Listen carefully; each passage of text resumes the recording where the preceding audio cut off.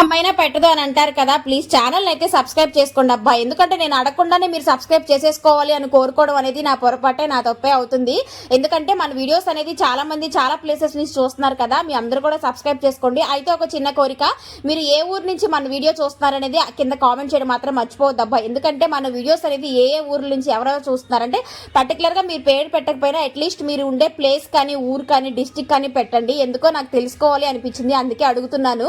So మర్చిపోవద్దు, ఎవరైనా సరే పెట్టండి ప్లీజ్. మనం చూసే బంధువులైనా ఫ్రెండ్స్ అయినా ఎవరైనా సరే పెట్టండి, తెలుసుకుందాం. ఊరికే మన వీడియోస్ ఎవరెవరు ఎక్కడెక్కడెక్కడ నుంచి చూస్తున్నారో.